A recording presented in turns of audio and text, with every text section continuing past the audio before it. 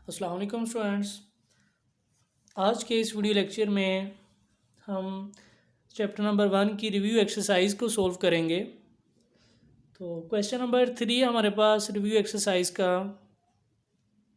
Right all subsets of the following sets A is equal to F G. ये हमें ई F G ये हमें set given है, इसके हमने क्या करने हैं, सारे सबसेट्स बनाने हैं।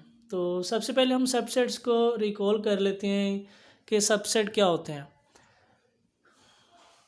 Subset is the set which consists of the elements of the given set। कि ऐसा सेट जो कि उस सेट में से बनाया गया हो। Let's suppose E is the set. अब ये जो सेट आपके पास बना है ये सेट ए में से बना है, so this is the subset of set ए। इस तरह से हम इसको सबसेट बनाते हैं। और उसके बाद हम ये भी चेक कर सकते हैं कि इस सेट ए के टोटल हमारे पास कितने सबसेट्स बनेंगे। तो सेट ए के कितने नंबर्स हैं, 1 2 3। उसको 2 की पावर में लिखते होते हैं, 2 की पावर 3 लिखेंगे हम। तो 2 की पावर 3, 2 का क्यूब क्या होता है आपके पास 8। इसका मतलब सेट ए जिसके अंदर 3 एलिमेंट्स हैं, इसका हमारे पास जो सबसेट्स बनेंगे वो कितने बनेंगे, 8 सबसेट्स बनेंगे हमारे पास। तो आइए इसको हम सोल्व करते हैं। अब इसके हम सबसेट्स लिख रहे हैं, इस तरह से आपने सोल्व करना है। सबसेट्स ऑफ ए आर कि ए के सबसेट्स जो भी बनते हैं हमारे पास वो आपके सामने लिखे हुए हैं। तो सबसे पहला जो सेट होता है empty set, phi set. Empty set is a subset of every set. हर सेट का एक सबसेट एम्प्टी सेट भी होता है, ये आपने याद रखना है। उसके बाद ई हमारे पास सिंगल सिंगल एलिमेंट्स लिखेंगे, ई एफ। उसके बाद जी, ये हमने लिख लिए। उसके बाद ई एफ, ये भी बन सकता है एक सेट उसका, ई एफ। फिर ई को जी के साथ, ई जी। एफ को जी के साथ। उसके बाद लास्ट पे तीनों एलिमेंट्स को इकट्ठा लिखा जाता है, ई एफ जी। तो every set is a subset of itself, ये भी हमने डेफिनेशन पढ़ी हुई है। तो इसको आप काउंट करेंगे, 1 2 3 4 5 6 7 8। 8 इसके हमारे पास सबसेट्स बन गए। ये इसका सोल्यूशन है, सेट ए के सबसेट्स हमारे सामने लिखे हुए हैं। इसके बाद है part B.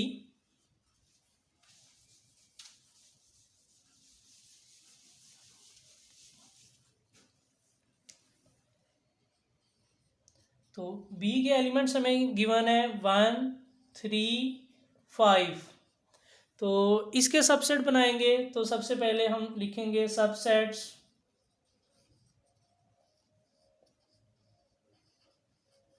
Of B are. तो सबसे पहला सबसेट होता है हमारे पास एम्प्टी सेट। इस तरह से हम 5 भी लिख सकते हैं, या फिर इस तरह से एम्प्टी ब्रैकेट, ब्रैकेट के अंदर कुछ भी नहीं लिखना, इन दोनों में से कोई एक सिंबल यूज़ करना है, दोनों नहीं यूज़ कर सकते एट अ टाइम। 5 लिख लें या एम्प्टी ब्रैकेट्स लगा दें। तो उसके बाद सिंगल सिंगल एलिमेंट 1 3 5, फिर 1 3, फिर 1 5 3 5 और एंड पे 1 3 5। तो ये इसके सबसेट्स लिखे हुए हैं आपके सामने सेट बी के। तो क्वेश्चन नंबर 3 के अब सेकंड पार्ट की तरफ चलते हैं हम।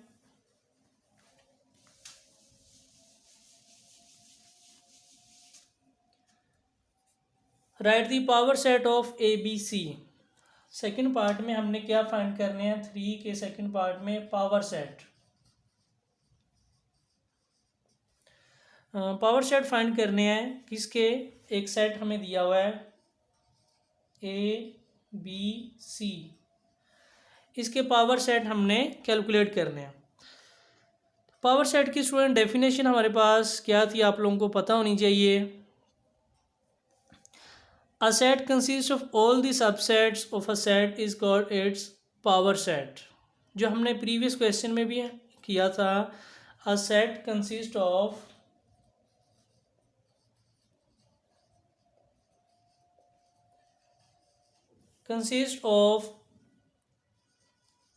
all the subsets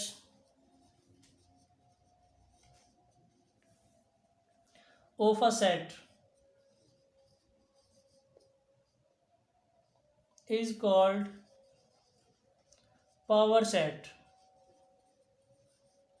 ये एक ऐसा सेट होता है जो कि उसके सब सेट्स को मिला के एक सेट बनाया जाता है। जैसे कि अब हम इसके अगर बनाएंगे, सबसे पहले सबसेट्स बनाएंगे तो पहला सबसेट क्या बनेगा, एम्प्टी सेट। उसके बाद ए बनेगा, उसके बाद बी, देन सी, उसके बाद दो दो करके लिखेंगे ए बी, फिर ए सी, उसके बाद बी सी, उसके बाद तीनों कंबाइन फॉर्म में ए बी सी। तो स्टूडेंट्स हमने ये लिख लिए सारे, इसके सबसेट्स लिख लिए। तो जब हमने पावर सेट बनाना होता है तो पावर सेट की जो डेफिनेशन है, power set is a set of all the subset. ये सारे सबसेट बना के उसको ब्रैकेट में इंक्लोज कर देना है। इसका मतलब ये हमारे पास ये उसका पावर सेट बन चुका है। तो इस तरह से हम किसी भी सेट का पावर सेट फाइंड कर सकते हैं। उसके लिए हमें पहले सबसेट फाइंड करना पड़ेगा। सबसेट जब आ जाएंगे उसके सारे, तो उसको एक ब्रैकेट में इंक्लोज कर देना है सेट की फॉर्म में, तो ये हमारे पास उस सेट का पावर सेट बन जाएगा। अब हम चलते हैं इसके पार्ट नंबर 3 की तरफ।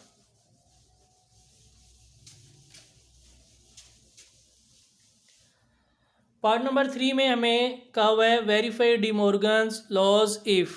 हमने डी मॉर्गन लॉज को वेरीफाई करना है।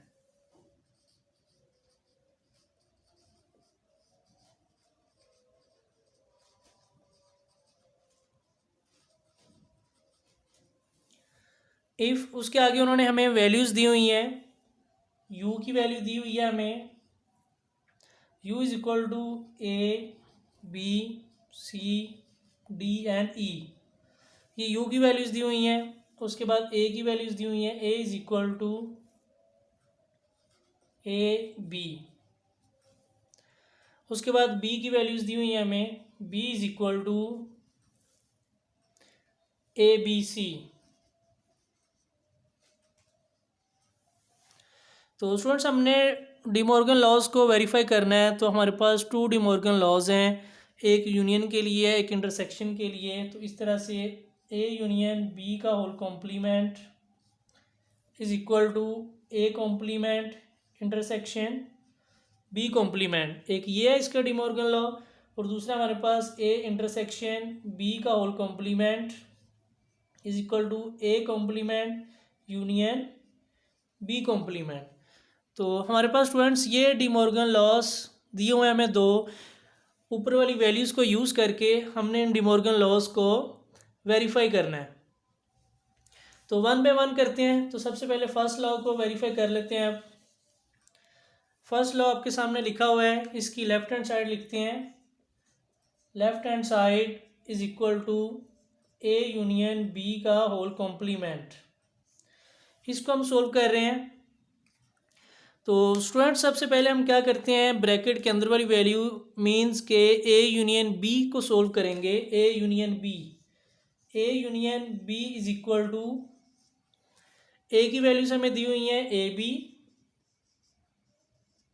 फिर यूनियन आगे बी की वैल्यूज लिखी हुई हैं हमारे पास ए बी और सी। तो जब यूनियन फाइंड करेंगे, यूनियन में आपको पता है कि सेट्स को के एलिमेंट्स को कंबाइन फॉर्म में लिखा जाता है, बट उनको रिपीट नहीं हम करते। ए बी और सी, ये आ जाएगा हमारे पास ए यूनियन बी। तो अब हमने फाइंड करना है इसका कॉम्प्लीमेंट। कॉम्प्लीमेंट फाइंड करने के लिए क्या करते हैं, इसके आंसर को यू में से माइनस करते होते हैं, सब्ट्रैक्ट करते होते हैं। ए यूनियन बी का जब होल कॉम्प्लीमेंट हम लिखेंगे वो किसके इक्वल आएगा, U minus A union B. U में से वो सेट माइनस कर देंगे, हमारे पास आ जाएगा उसका ए यूनियन बी का होल कॉम्प्लीमेंट। तो यू की वैल्यूज हमें क्या गिवन है, A B C D E, ये यू की वैल्यूज हमें दी हुई हैं। माइनस करना है इसको किस में से, ए यूनियन बी में से। उसका आंसर ये लिखा हुआ है ऊपर, ए बी सी।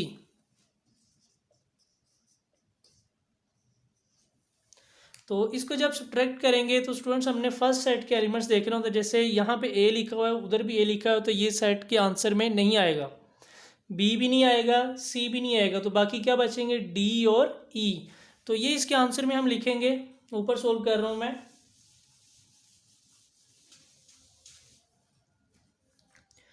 तो लेफ्ट हैंड साइड का हमारे पास जो आंसर आ जाएगा इस तरह से, left hand side is equal to D E. ये सोल्व कर ली स्टूडेंट्स हमने लेफ्ट हैंड साइड। अब हम करेंगे इसी तरह से राइट हैंड साइड को सोल्व। तो राइट हैंड साइड आपके सामने लिखी हुई है, A complement intersection B complement. तो सबसे पहले हम इनके कॉम्प्लीमेंट्स फाइंड कर लेंगे, ए कॉम्प्लीमेंट और बी कॉम्प्लीमेंट को सोल्व कर लेंगे। A complement is equal to होता है यू माइनस ए। जिस किसी भी सेट का हमने कॉम्प्लीमेंट लेना होता है उसको यू में से सब्ट्रैक्ट कर देते हैं, ये सिंपली आपने याद रखना है। यू माइनस ए, यू की वैल्यूज हमें दी हुई है उन्होंने, A B C D and E. ये यू की वैल्यूज हैं, इसको सब्ट्रैक्ट करना है हमने कि इसमें से ए में से, ए की वैल्यूज हमें दी हुई हैं ए और बी, ये। तो इसको जब हम सब्ट्रैक्ट करेंगे हमारे पास, तो इसका आंसर आएगा, जैसे ए भी सब्ट्रैक्ट हो गया, बी भी, तो बाकी values बचेंगी C D and E. ये वैल्यूज हमारे पास इसकी बचेंगी, आ जाएगा ए कॉम्प्लीमेंट का आंसर।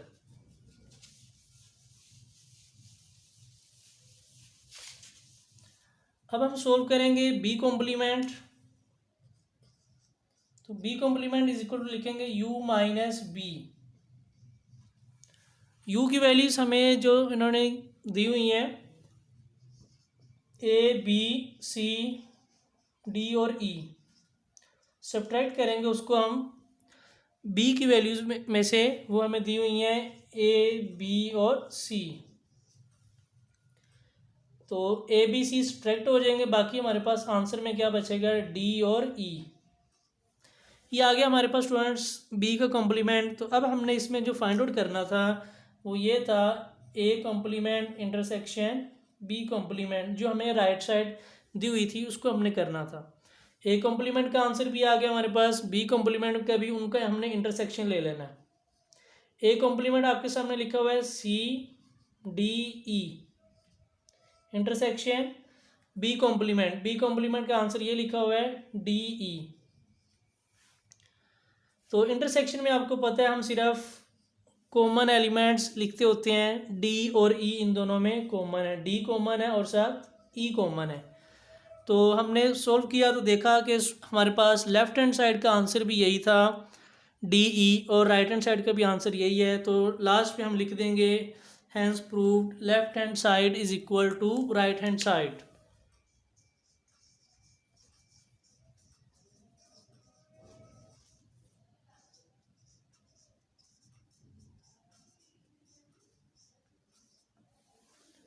ये हमने लिख लिया, ये हमने प्रूव कर दिया उसका एक De Morgan law.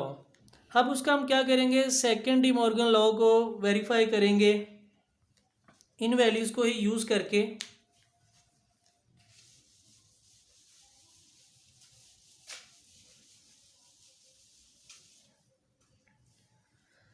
Second De Morgan law जो लिखा हुआ था आपके सामने वो इंटरसेक्शन वाला था, इस तरह से, ए इंटरसेक्शन बी का whole complement is equal to A complement union B complement. इसको हमने वेरीफाई करना है, वही वैल्यूज दी हुई हैं हमें। तो लेफ्ट हैंड साइड लिखेंगे सबसे पहले, ए इंटरसेक्शन बी का होल कॉम्प्लीमेंट, ये लिख लिया। तो सबसे पहले ब्रैकेट सोल्व करेंगे A intersection B. A intersection B, A की वैल्यूज हमें दी हुई हैं उन्होंने क्वेश्चन के अंदर, A B intersection B, B की वैल्यूज है हमारे पास ए बी सी, ये लिख लिया हमने। अब इनका इंटरसेक्शन जब लिखेंगे तो इंटरसेक्शन में आपको पता है सिर्फ कॉमन एलिमेंट्स लिखे जाते हैं, ए एंड बी, ये आ जाएगा इसके इंटरसेक्शन का आंसर। हमने लेना था इंटरसेक्शन बी का कॉम्प्लीमेंट। तो कॉम्प्लीमेंट के लिए क्या करते होते हैं, उसको हम यू में से सब्ट्रैक्ट करते होते हैं, U minus A intersection B. तो यू की वैल्यूज हमें दी हुई हैं उन्होंने, ए बी सी डी और ई, ये यू की वैल्यूज दी हुई हैं, इसको सब्ट्रैक्ट कर रहे हैं हम ए इंटरसेक्शन बी, वो जो हमारे पास लिखा हुआ है ए बी। तो इसको जब सब्ट्रैक्ट करेंगे हमारे पास, तो ए बी ये दोनों सब्ट्रैक्ट हो जाएंगे, बाकी हमारे पास जो इसका आंसर बचेगा सी डी एंड ई। ये स्टूडेंट्स आ गया हमारे पास लेफ्ट हैंड साइड का answer, second De Morgan law का। अब हम करेंगे इसकी राइट हैंड सॉल्व, ये जो आपके सामने लिखी हुई है राइट हैंड साइड।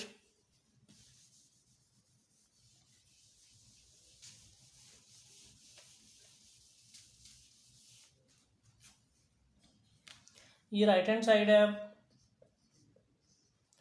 इसको हमने सोल्व करना है। तो सबसे पहले ए कॉम्प्लीमेंट ले लेंगे। ए कॉम्प्लीमेंट हमने पहले भी फाइंड आउट किया हुआ था लास्ट क्वेश्चन में, तो इसके लिए हमें दोबारा करना पड़ेगा। तो हम लिख लेंगे A complement is equal to U minus A, same उसी प्रोसेस से आपने रिपीट कर लेना है। यू की values A B C D E, minus करेंगे ए की वैल्यूज में से ए बी, तो हमारे पास इसका आंसर आ जाएगा सी डी ई।